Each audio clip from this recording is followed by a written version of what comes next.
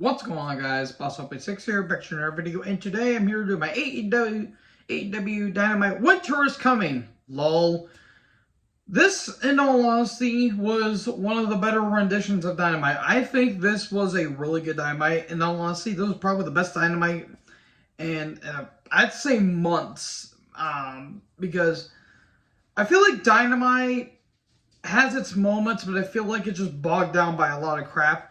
There wasn't a lot of crap on this one, but man, there was some pretty damn good stuff. But not everything was perfect. I'm going to preface that here, but let me know in the comment section below where you're from, Garland, Texas. And boy, oh boy, this crowd was steaming hot. We're talking nuclear levels of hot, because this crowd popped for everything. I don't think they were on their hands at all during this thing, maybe except for a couple of moments, but yeah, this crowd was really damn good, and we should stop sleeping on Texas here, folks. So, how do we start off with this great crowd? By having match 4 of the Trios Tag Title match between the Elite and Death Triangle. Don Callis on commentary, and I'm immediately out. Death Triangle won. And next week, their next match is going to be a no DQ. A no DQ match and an Elite match. What difference is there? And later on, oh, Jesus Christ.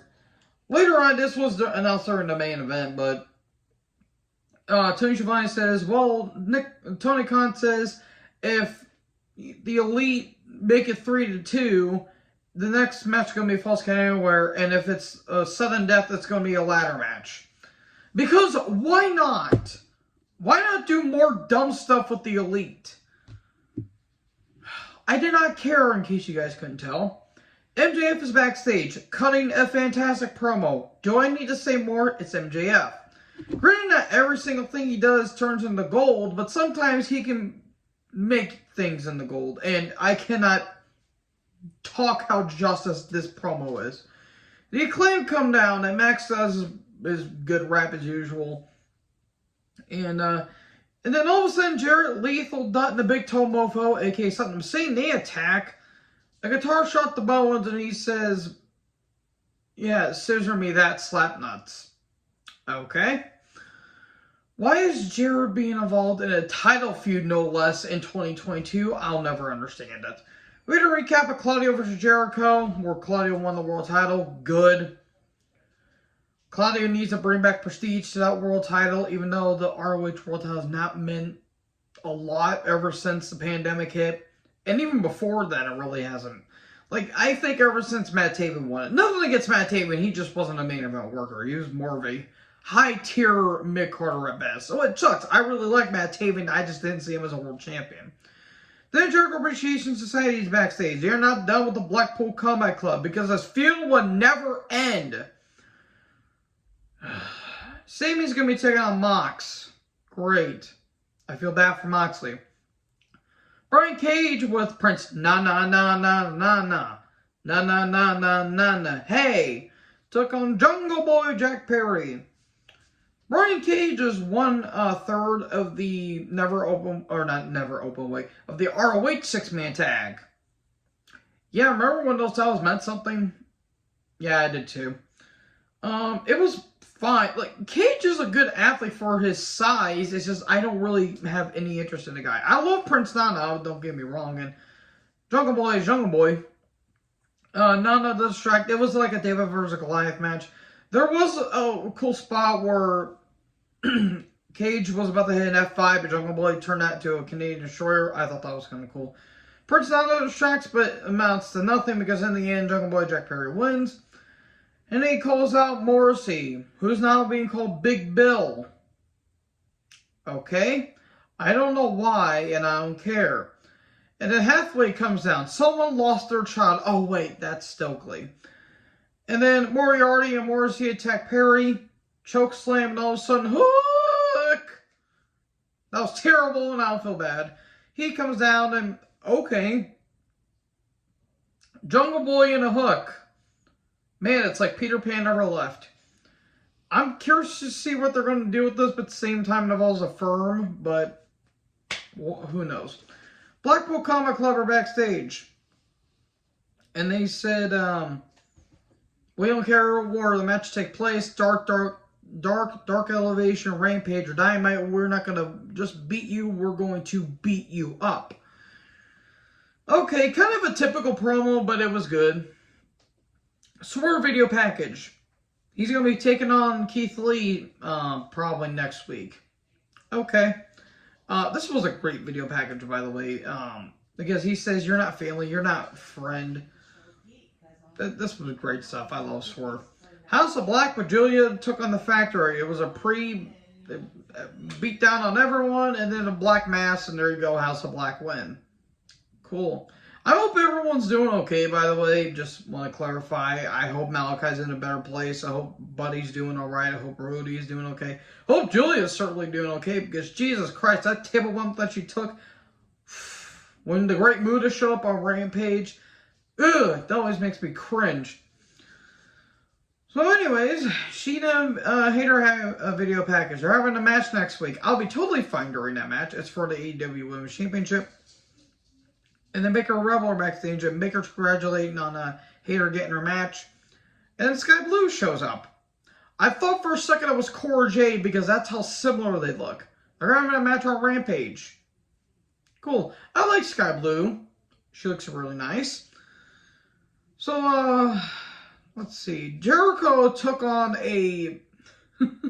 he took on a jobber named Action Andretti. This match had no right to be this entertaining, because I thought it was just going to be like a standard squash match, but this match went about maybe 10 minutes, 7, 8 minutes, and it had no right to be the good. Like, Action looks like Will Ospreay, but less douchey. It can actually have good chemistry. Again, it had no right to be this good, in all honesty. Me enjoying a Jericho match at 22 is a rarity. Crowd was red hot for it, and in the end, Andretti won. Okay, that was shocking. Okay, I'm curious to see what they're going to do with this. Apparently he's all elite now. Good. He has a good look. He does a lot of good stuff. And then Starks is backstage. He gets a phenomenal promo because it's Ricky Starks. He's setting up his world title match against MJF. FTR video package. They talk about their match against the Briscoes, their double dog collar match at Final Battle, and how the Guns attacked them. And he says, we ain't calling you the Ass Blades, you're Colton and Austin, and we're going to have a match against you on Dynamite. So Ty took on Ruby. I felt bad for Ruby. Ruby won, then Jay attacked. Okay. I didn't have any interest in the match, therefore that's why I don't have much to say about it. Paige and Newton are in the trainer's room. Well, Alex Marvez, talks to Paige in the trainer's room. I have nothing against Marvez personally, but if, in all honesty, feels like he's just there. He seems like a nice guy. I just don't have any interest in him. And he says, well, I remember what happened and where the match took place and all that stuff. And he wants revenge on Moxley. And he says, I had 100 missed calls and he saw his baby boy look at him. And Doctor says, is that your boy? He looks really cute and all that stuff. And Paige says, I couldn't remember a thing after that. Okay, kind of a weird promo, but okay. So, the Best Friends and Dustin Rhodes are backstage. They're taking on Trent Seven, who just debuted on Rampage last week. Keith Sabian and the Butcher and the Blade, I think. Am I missing someone else? I don't think so. Okay. I believe this is going to be Dustin's last full year, or he's probably going to be retiring after this year. Which, good. The dude's been doing this since the late 80s, so good on Dustin. Rampage and Dynamite card rundown. Then we got Ricky Starks versus MJF for the world title and the Dynamite Diamond ring.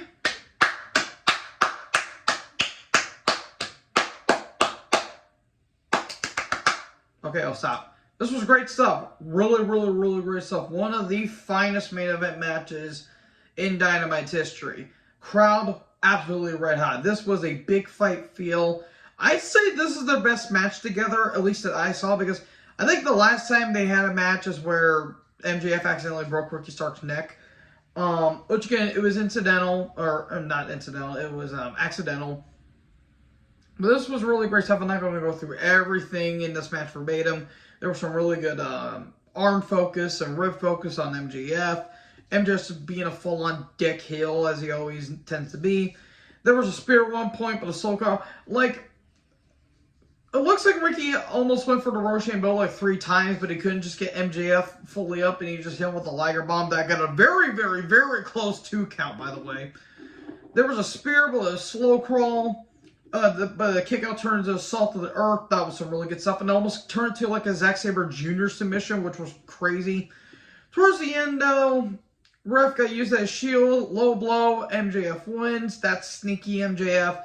And then Bryan Danielson shows up and MJF just runs for the hills. Run to the hills.